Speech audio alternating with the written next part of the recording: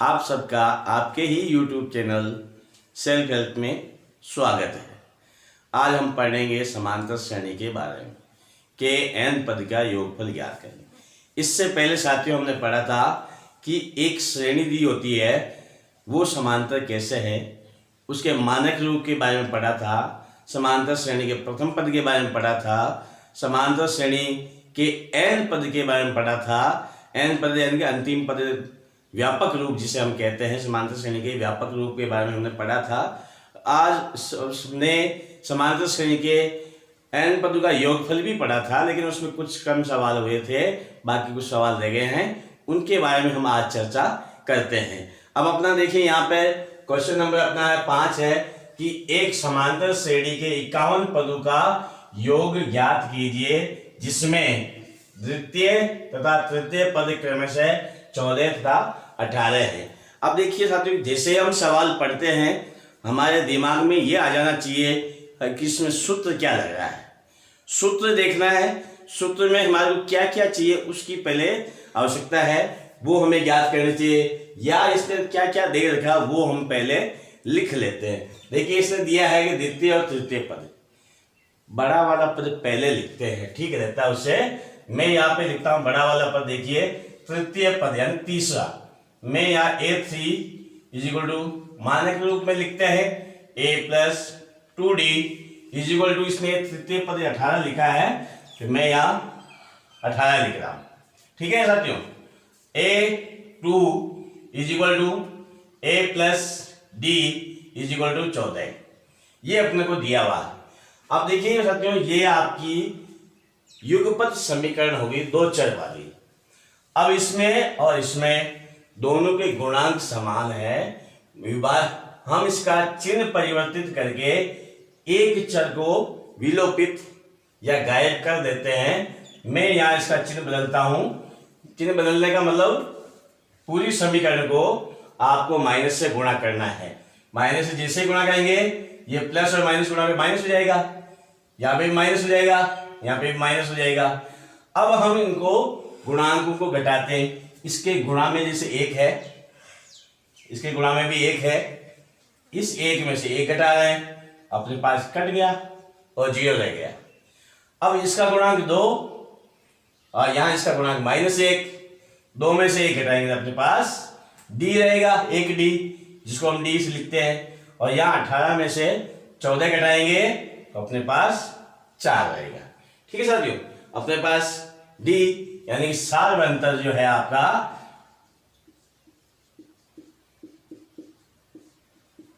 d = 4 आ गया।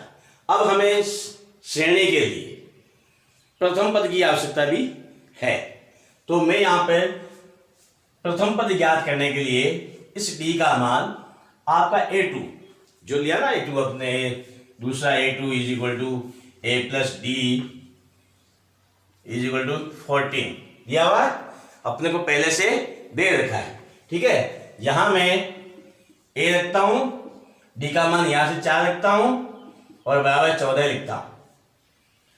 अब मेरे को क्या करना है, यहां में से a लिख रहा हूं, इस 4 को उधर पक्षांतरण करेंगे। 4 को पक्षांतरण करने पर, ठीक है दोस्तों, उधर पक्षांतरण करेंगे तो अपने पास हो जाएगा a = 14 - 4, यानी a = आपके पास हो गया 10, ठीक है दोस्तों। a = 10 हो गया है। अब हम इससे देखो अपना प्रथम पद भी आ गया है और सार्वंतर भी आ गया है, तो मैं यहां पर आपको आगे इसकी सारणी बना देते हैं।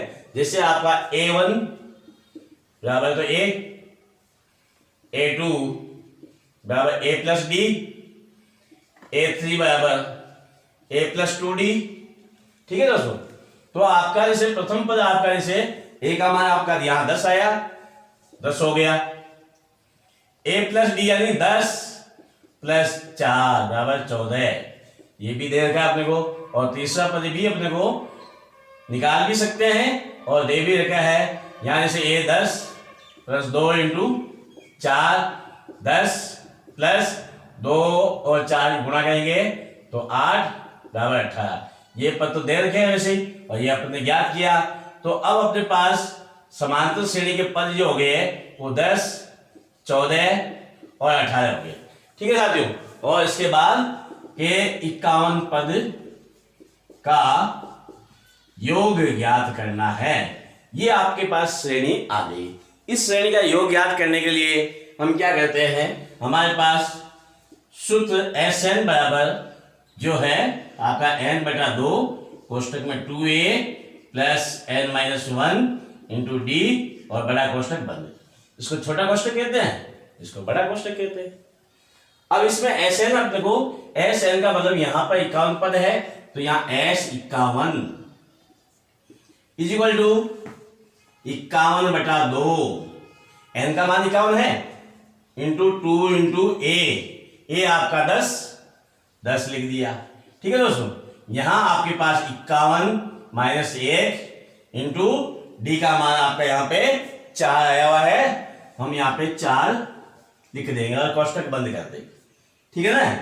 अब इसके बाद देखिए साथियों, अपने यहां 51/2, ये 2 और 10 दोनों गुणा हो रहे हैं, तो यहां पे मैं लिख देता हूं 2 दाई 20 हो गया, प्लस 51 में से 1 घटाना है, ये घटाना है, तो अपने पास 50 हो जाएगा इंटू 4। ठीक है, ये अपने पास। उसके बाद अपने को क्या करना है, अब मैं इसको आगे लिखता हूं इस प्रकार से। तो देखिए अपने पास Sn बराबर 51/2, और ये आपका अंदर कोष्टक के अंदर है 20 प्लस ये 50 और 4 गुणा होंगे, तो आपके पास हो जाएगा 50 को 4 से गुणा करते हैं तो आपके आते हैं 200। ठीक है दोस्तों, और इनको हम गुणा कर लेते हैं। यहाँ 51 है Sn, तो S बराबर 51/2 इंटू, अब ये दोनों जुड़ के बाहर आएंगे, 200 और 20 दोनों जोड़ेंगे 220 हो गए। ठीक है दोस्तों, अब अपने पास देखिए ये आ गया। अब हम इसको काटते हैं, 2 एकम 2, काटने का मतलब इसमें और इसमें एक ही संख्या का भाग जाता है, वो काटना हो गया। और ये मैंने काटा, ये आपके पास हो गया 110। 2 का भाग इसमें दिया एक बार, इसमें दिया एक बार, इसमें दिया एक बार, फिर अपना 0 में भाग दिया, 0 बार 110 आ गया। हमारे पास संख्या हो गई 51 इंटू 110। ठीक है दोस्तों, अब सीधी सी गणित है। अब 110 को 51 से गुणा करेंगे, आप क्या करेंगे, यहां पर 51 को 11 से गुणा कर लेते हैं, और यहां मैं जैसे 1 से गुणा कर रहा हूं, 51 फिर 0 लगाया, फिर 51 1 6 5। ठीक है दोस्तों, यहां पर मैंने 561 लिखा, लेकिन गुणा तो मैंने किससे किया, 11 से, तो एक 0 आगे और है, उस 0 को हम यहां लगा देते हैं, तो ये अपने पास S51 का मान आ गया 5610। ठीक है दोस्तों। हाँ तो साथियों, अपना जो अगला प्रश्न नंबर 6 है वो इस प्रकार से दिया हुआ है कि किसी समांतर श्रेणी का प्रथम व अंतिम पद क्रमशः 17 और 350 है। यदि सार्वअंतर 9 हो तो समांतर श्रेणी में पदों की संख्या कितनी है और उसका योग ज्ञात कीजिए। देखिए, इस प्रश्न में आपसे पूछा गया, 2 चीजें आपसे पूछी गई है। पहला कि इस श्रेणी में कितने पद है, दूसरा उन पदों का योगफल आपको ज्ञात करना है। ठीक है दोस्तों, तो हम पहले पद कितने हैं वो ज्ञात करते हैं। देखिए, हमें जो दिया हुआ वो पहले लिख लेते हैं। हमारे जो दे रखा है कि प्रथम पद यानी कि A1 जो दे रखा है आपका A1, A बराबर 17 दे रखे। ठीक है दोस्तों, और अंतिम पद यानी कि AN बराबर A plus n-1 into D बराबर 350 दे रखा है। AN का सूत्र लिख दिया इससे, क्योंकि हमें पद की संख्या ज्ञात करनी है, बिना सूत्र के हम ज्ञात नहीं कर सकते हैं, उसके लिए हमने AN का अंतिम पद वाला सूत्र भी लिख दिया। अब इसमें देखिए अपने को इसमें प्रथम पद की आवश्यकता है और सारवंतर की आवश्यकता है। प्रथम पद अपना ये है और देखिए साथियों डी सारवंतर इसमें पहले से दे रखा है सवाल के अंदर 9। ठीक है, अब हम सवाल किसमें लिखते हैं, यानी कि 17 में यहां लिखता हूं। प्रथम पद 17 है। ठीक है, अपने पास n-1 इंटू 9 बराबर 350। ठीक है दोस्तों, अब मैं 17 को पक्षांतरण करने पर मैं 17 को पक्षांतरण का मतलब उस बराबर के उस तरफ भेजता हूं तो अपने पास रहेगा ये n-1 और 9 गुणा में है बराबर 350 माइनस 17। ठीक है दोस्तों, अब हम इसमें 350 में से 17 घटा लेते हैं तो अपने पास ये रह गया 333। ठीक है, 350 में 17 घटाए अपने इधर पास रह जाएगा n-1 और ये 9 जो है वो इधर जाके भाग चला जाएगा, इधर इसमें भाग लग जाएगा। और हमें यहां पे क्या करना है दोस्तों, n-1 है ये बराबर, अब इसमें 333 में 2 का भाग देना है।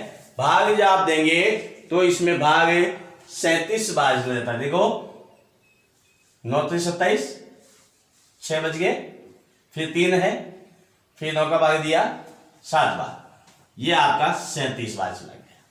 ठीक है दोस्तों, और ये n बराबर फिर इस एक को मैं उधर पक्षांतरण करता हूं तो आपके पास 37 प्लस 1 उधर गया, या माइनस का था उधर जाके प्लस का हो गया। अब इनको जोड़ते हैं तो अपने पास पद की संख्या आपके पास 38 आ गई। ठीक है दोस्तों, अब इसने कहा है कि इस 2 प्रश्न पूछे कितने पद है, पद अपने पास 38 आ गए। अब इसने पूछा उन पदों का योगफल ज्ञात कीजिए, यानी कि S38 हमें ज्ञात करना है। उसके लिए मैं Sn बराबर लिखता हूं n/2। ठीक है दोस्तों, कोष्टक में 2a plus n-1 into D कोष्टक बंद, ये भी लिख सकते हैं। दूसरा सूत्र ये भी है, देखो दोस्तों Sn बराबर n/2 कोष्टक में a प्लस l का मतलब यहां पे अंतिम पद है। ठीक है दोस्तों, अब यहां पे ये प्रथम पद है, ये प्रथम पद, ये अंतिम पद है। ठीक है, अपने को दोनों ले के पद की संख्या भी ज्ञात है, हम इस सूत्र से भी कर सकते हैं और उस सूत्र से भी कर सकते हैं। मैं इस सूत्र से आपको करवा के बता रहा हूं, ये S38 क्योंकि n का मान अपने पास 38 आ गया, यहां इज इक्वल टू मैं 38 लिखता हूं बटा 2, ये 17 प्लस 350, अंतिम पद लिखा है, अंतिम पद 350 हो गया। अब हम इन दोनों को जोड़ लेते हैं।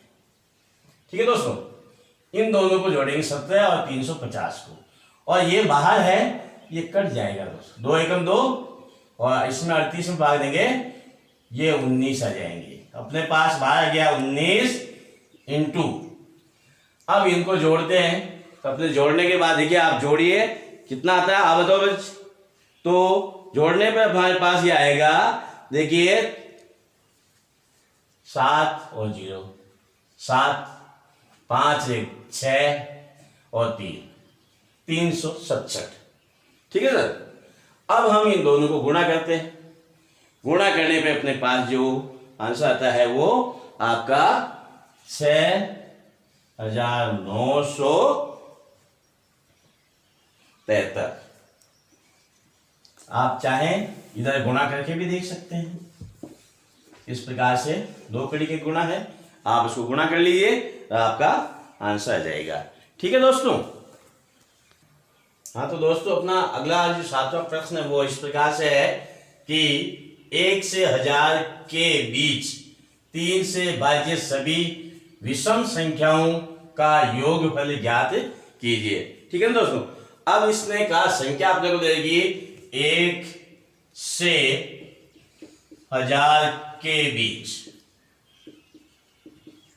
ठीक है, तो हमें पहले तो ये देखना है कि 3 से भाज्य, पहली संख्या इसमें समांतर श्रेणी नहीं देगी लेकिन इसी में छिपी हुई है, वो हमें ज्ञात करनी है। तो कैसे ज्ञात करते हैं कि 3 से भाज्य, पहली संख्या जो होगी आपकी 3 हो जाएगी। ठीक है, उसके बाद 6 है लेकिन 6 सम संख्या है। क्या है? 6 सम संख्या है, तो हम उसको नहीं लिखेंगे। फिर उसके बाद आती है 9 विषम संख्या है, उसको हम लिखेंगे। 12 आपकी सम है, 3 से भाज्य है लेकिन सम है, इसने विषम के लिए कहा है, हम उसको भी नहीं लिखेंगे। उसके बाद 15 आती है, 15 आपकी 3 से भाज्य भी है और विषम संख्या भी है। इस प्रकार से चलते हैं और अंतिम पद 1000 से पहले 999 आपकी विषम संख्या भी है और 3 से भाज्य भी है। ठीक है दोस्तों, अब ये अपने पास समांतर श्रेणी बन गई है। अब हमें इसका योगफल ज्ञात करना है। योगफल ज्ञात करने के लिए हमारे पास पदों की संख्या ज्ञात होनी चाहिए, कितने पद है। उसके लिए हम यहाँ पर सार्वंतर भी ज्ञात, पद की संख्या ज्ञात करते हैं पहले हम, तो उसके लिए अंतिम पद वाला सूत्र हम काम में लेते हैं। तो यहां मैं लिखता हूं जैसे an बराबर a plus n minus 1 into डी। ठीक है दोस्तों, अब यहां जैसे a तो अपने पास 3 है लेकिन d नहीं। ठीक है, d हम ज्ञात कर लेते हैं। d इस प्रकार से ज्ञात करते हैं, d इज इक्वल टू 3 पद क्रमागत अगर है तो हम उसमें से तीसरे में से दूसरा घटाते हैं और दूसरे में से पहला घटाते हैं, और इस प्रकार 15 में से हम 9 घटाएंगे, 9 में से पहला घटाएंगे, 3 घटाएंगे, तो अपने पास 6 इज इक्वल टू 6। ठीक है दोस्तों, अपने पास सार्वंतर भी आ गया। अब हम A 999 है, ये अपना an 999 दिया हुआ है, अंतिम पद ये अंतिम पद का सूत्र है। 999 मैंने यहाँ लिख दिया है। यहाँ a यानी कि 3 लिखा मैंने, प्लस n अपने पास नहीं है, ज्ञात करना है, n माइनस 1 इंटू डी का मान 6 दे रखा है। अब मैं क्या करता हूं, इस 3 को इधर पक्षांतरण करता हूं। ठीक है, मैंने इसको इस प्रकार से पक्षांतरण किया, इधर आया माइनस का 3 हो गया, इधर अपने पास 6 n माइनस 1। अब ये गुणा में इसलिए आगे भी लिख सकते हैं, पीछे भी लिखे, कोई दिक्कत है नहीं है। तो अपना यहाँ इसको मैं आगे लिख रहा हूं, इधर अपना 6 n minus 1 is equal to, देखिए 999 से 6 घटाने हैं अपने को, तो यहां लिखता हूं मैं 9 9 6, तीन करिए 996 हो गए। अब मैं यहां n माइनस 1, ये 6 है जो इसमें भाग में गुणा में था, इधर आके भाग में चला जाएगा, हम इसमें भाग देते हैं। ठीक है, 6 का भाग दिया 9 में, 1 बार गया, 3 बचे, 3 होता है 39 हो गए, 6 बार गया। ठीक है, 3 बचे, फिर 6 बार गया, इस प्रकार से ये कट गए 6 से। तो ये n minus 1 is equal to 166 आ गए। अब इस एक को उधर पक्षांतरण करेंगे, 166 प्लस ये एक इधर माइनस का है, उधर जाके प्लस का हो जाएगा। इस प्रकार पदों की संख्या अपने पास हो गई 167। ठीक है दोस्तों, अब हमें ज्ञात करना है कि इसके इन 167 पदों का योगफल। देखिए इसने अपने पास प्रथम पद दिया है, पद की संख्या भी आ गई है और अंतिम पद भी है। हम वो छोटे वाला सूत्र Sn is equal to n बटा 2 कोष्टक में a प्लस l वाला सूत्र लगाते हैं।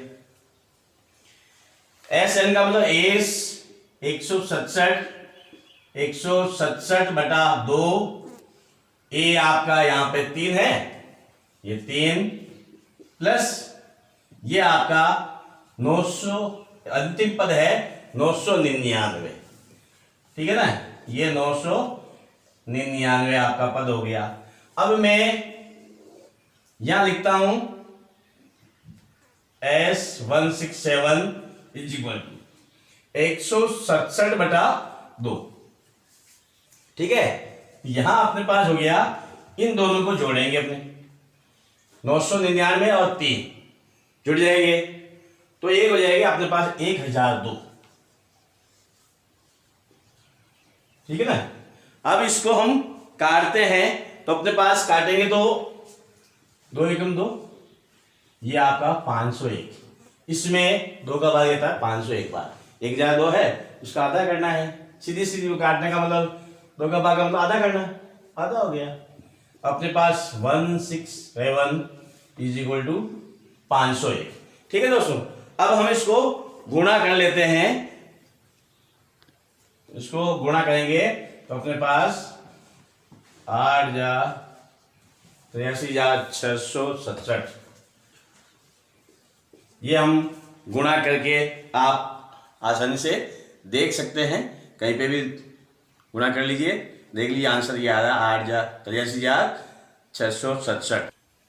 अब तो अपना अगला प्रश्न है साथियों कि एक समांतर श्रेणी में प्रथम पद 8 है, nवां पद 33 है, पहले n पदों का योगफल 123 है, तो n तथा सार्वंतर ज्ञात कीजिए।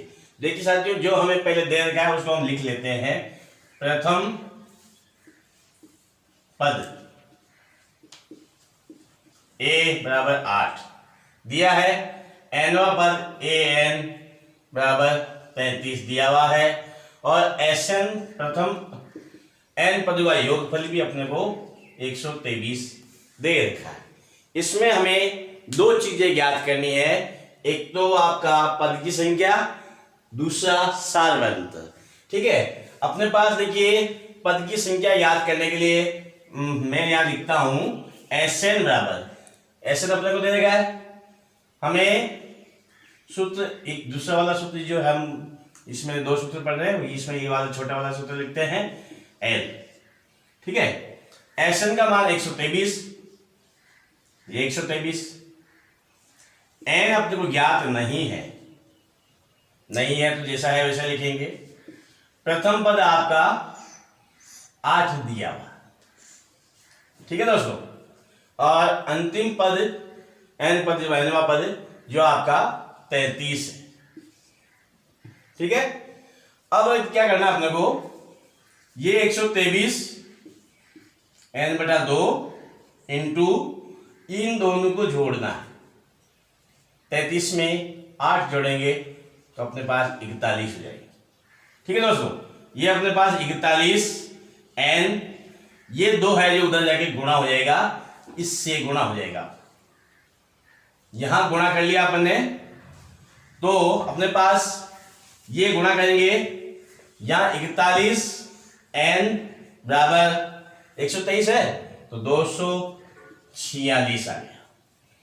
n बराबर साथियों 246/41, ये 41 गुणा में था, यहां हर में चला गया, भाग में चला गया, इसका 41 का भाग देते हैं, 6 बार जाता है, 6 चौका 6 एकम 6, 6 चौका 24, n का मान अपने पास 6 आ गया। ठीक है दोस्तों, अब हमें ज्ञात करना सार्वंतर, उसके लिए हम चलते हैं इसके n पद का अंतिम पद जो आप तक दिया उसका है वो an बराबर a प्लस n-1 इंटू डी। ठीक है दोस्तों, यहाँ an आपको 35 दे रखा है, ये 33 लिख दिया, a आपका यहां पर 8 दे रखा है, पहले से दिया हुआ लिख दिया, n हमने अभी ज्ञात किया 6 - 1 इंटू डी अपने को ज्ञात करना है, डी अपने पास नहीं है। अब मैं इसको इधर पक्षांतरण करता हूं, 8 है, सूत्र पूरा हो गया, ये 8 को इधर पक्षांतरण करूंगा, 33 - 8 और 6 में से 1 गया तो ये 5d रह गया, इधर 5d बराबर 33 में से 8 घटाए तो अपने पास 25 रह गए। ठीक है दोस्तों, और d बराबर अपने पास 25/5, ठीक है, 5 के रकम 5 5 पंजे 25, ये अपने पास 5 हो गया। इस प्रकार डी का मान 5 आ गया। ठीक है दोस्तों, ये अपना सवाल हो गया। हाँ तो दोस्तों, अपना प्रश्न नंबर 9 है, कहता है कि 280 रुपए की राशि 4 पुरस्कार देने के लिए रखी है। यदि प्रथम पुरस्कार के बाद का प्रत्येक पुरस्कार अपने ठीक पहले पुरस्कार से 20 रुपए कम हो तो प्रत्येक पुरस्कार की राशि ज्ञात कीजिए। ठीक है दोस्तों, अब हमें क्या करना है, जो इस सवाल में दे रखा है वो सब लिखना है और पुरस्कार 4 पुरस्कार है उनकी राशि हमें ज्ञात करनी है। तो हम यहाँ ज्ञात करते हैं। देखो यहाँ पहले जो दे रखा है ऐसा 4 पुरस्कार की राशि का योग दे रखा है, यानी कुल पुरस्कार 4 है तो मैन यानी 4 हो गया। ठीक है दोस्तों, अब अपने इसने कहा कि हर एक पुरस्कार के बीच में 20 रुपये का अंतर, 20 रुपये कम है, यानी जो उससे जैसे 20 रुपया कम होता जा रहा है, यानी कि सार अंतर जो है आपका वो 20 रुपया हो गया। ठीक है दोस्तों, अब आपके पास इसने लिखा है कि पद कितने, पद अपने 4 हो गए, सार अंतर 20 हो गया। और मैं अब सूत्र लिखता हूं जैसे एस एन। ठीक है दोस्तों, एस एन बराबर एन बटा 2 कोष्टक में 2a plus n minus 1 into डी। ठीक है दोस्तों, अब आप इसमें देखिए आपका n है, ये आपका n 4। दोस्तों यहां पुरस्कार 20 रुपए कम है, इसका मतलब सार अंतर अपने माइनस में लेंगे। ठीक है, और प्लस में ले लिया तो अंतिम वाला पुरस्कार पहले आएगा, फिर उसमें भी जोड़ दिए जाएंगे। इस प्रकार से यहां पर आपका एस एन तो 280 दिया हुआ है।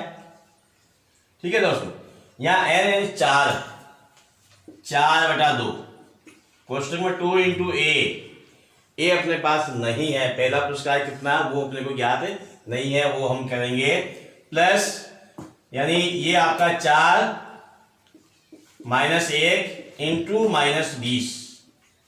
ठीक है दोस्तों, डी का मान माइनस 20 आया, क्योंकि इसने कहा कि हर एक पुरस्कार से 20 रुपया कम होता जा रहा है, उसको हम माइनस से दिखाएंगे। अब यहां पे ये कट जाता है, अपना 2 आ गया, तो 280 बराबर 2 कोष्टक में 2a प्लस अपने पास ये 3 है, 4 में से कटा है 3 इंटू माइनस के 20।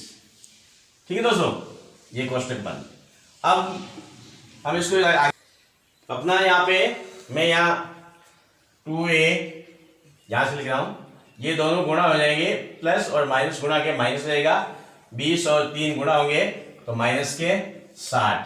ठीक है दोस्तों, और यहां इधर है आपका 280 है, ये 280 मैंने लिख दिया। ठीक है, और ये 2 है गुणा में, वो इसके भाग में चला जाएगा, और भाग में जाने के बाद 2 एकम 2, इसमें भाग देंगे 1 4 140। अपने पास 2a इज इक्वल टू 140, और ये जो 60 है इधर माइनस का है, उधर जाके प्लस का हो जाएगा। ठीक है साथियों, प्लस का हो गया। अब इसको जोड़ेंगे दोनों को, तो 2a is equal to 200 200, a बराबर 200 बटा 2, ये 2 है बटे में चला जाएगा, और a आपका 100 रह जाएगा, यानी 200 का आधा, 2 का भाग मतलब आधा करना है, 200 का आधा 100 होता है, 100 रुपए, यानी प्रथम पुरस्कार जो आपका है वो 100 रुपया है। प्रथम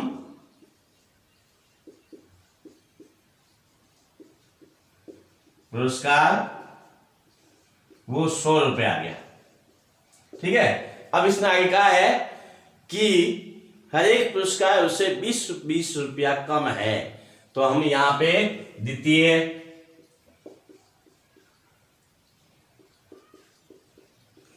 पुरस्कार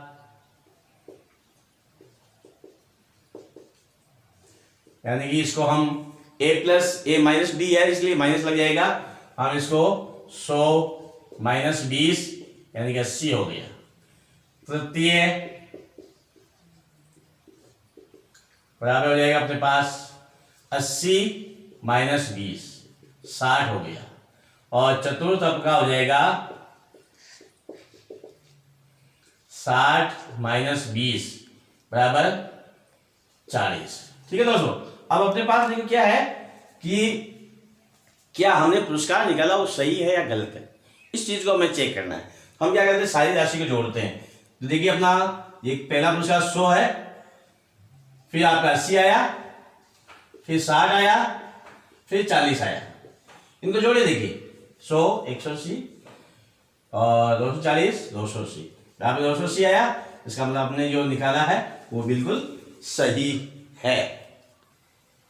हाँ तो दोस्तों, अपना 10वां प्रश्न है, इस प्रश्नावली का अंतिम सवाल है। वो कहता है एक टेलीविजन निर्माता तीसरे वर्ष 600 टीवी तथा 7वें वर्ष 700 टीवी सेटों का उत्पादन करता है, यह मानते हुए कि प्रत्येक वर्ष उत्पादन में एक समान रूप से एक निश्चित संख्या में वृद्धि होती है, ज्ञात कीजिए प्रथम वर्ष में उत्पादन। देखिए हमें जो दिया है, पहले हम वो लिखते हैं सवाल। क्या देगा इसने, तीसरे वर्ष और 7वें वर्ष में उत्पादन लिखा है। 7वां वर्ष देखिए आपका A7, ठीक है, मानक के रूप में लिखते हैं हम। तो मैं यहाँ लिखता हूँ A + 6D = 700, 700 अपने को दे रखें।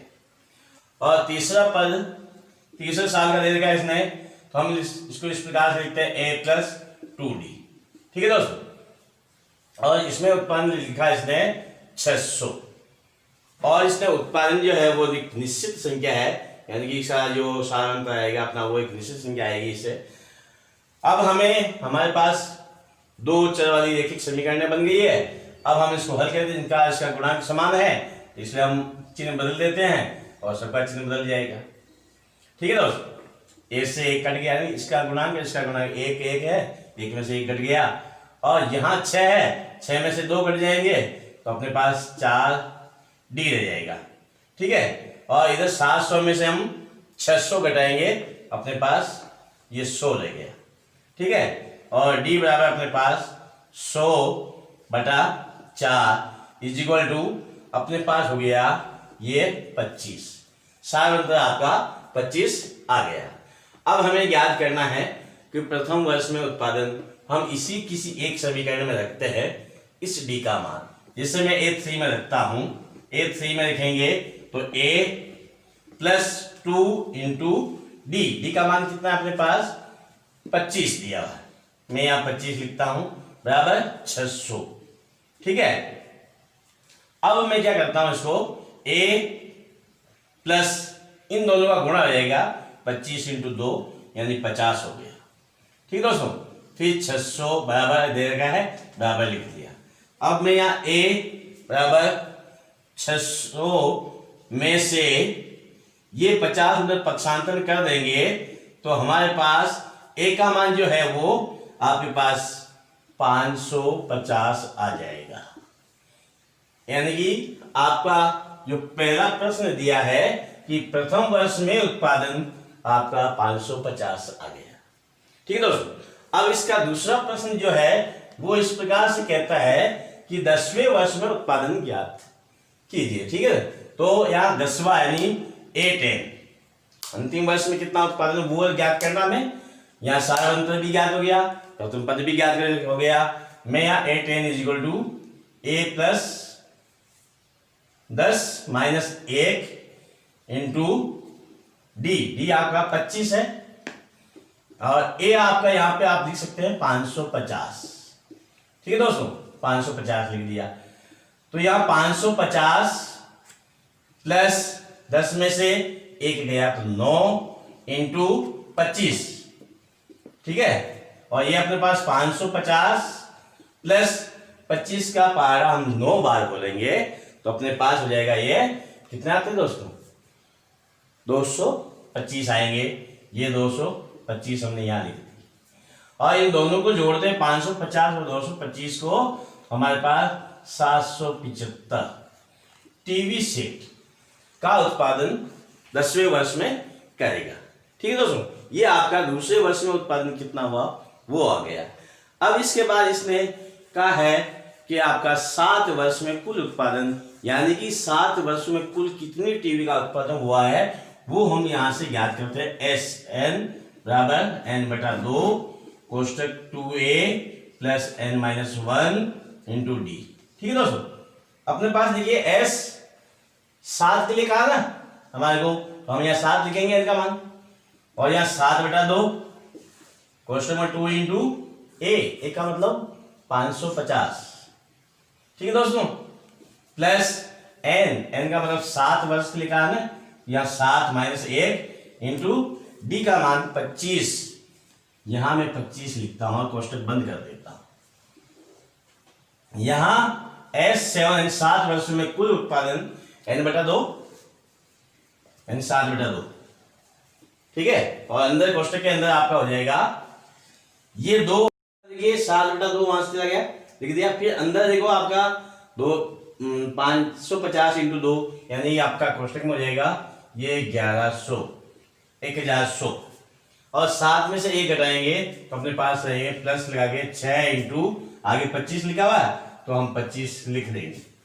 ठीक है, अपना 7 बटा 2 और कोष्टक में 1100 प्लस 25 का पावर हम 6 बार बोलते हैं, तो 25 से क्या है 150, ये 150 हो गया। ठीक है दोस्तों, अब हम इन दोनों को जोड़ देते हैं और ये कोष्टक हट जाएगा, दोनों को जोड़ेंगे 1100 और 150, ये 1250। अब साथ में क्या करना है, या तो आप 7 को 1250 से गुणा करो, 2 का भाग दो, या फिर हम क्या करते हैं इस 2 से यहाँ काट देते हैं, 2 1 2, इसमें भाग देंगे, अपने पास 6 आएगा, 12 में 2 का भाग दिया 6 बार गया, फिर 5 में देंगे 2 बार जाएगा, 1 शेष में बचा, 2 जीरो उतार ले 10, 10 में फिर 2 का भाग दिया 5। ठीक है दोस्त, फिर ये अपने पास हो गया 7 इंटू 625।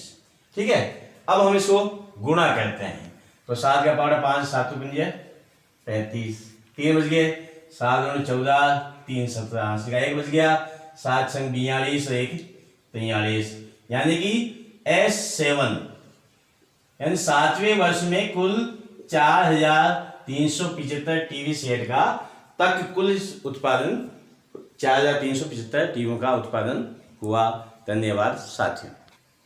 अगर आपने हमारे YouTube चैनल को सब्सक्राइब नहीं किया है तो वीडियो के नीचे लाल कलर में जो बटन दबा उसको दबा ले, सब्सक्राइब कर ले में, और नोटिफिकेशन बेल को दबा दे में, और उसके बाद लाइक एंड शेयर करें, कमेंट्स भी करें।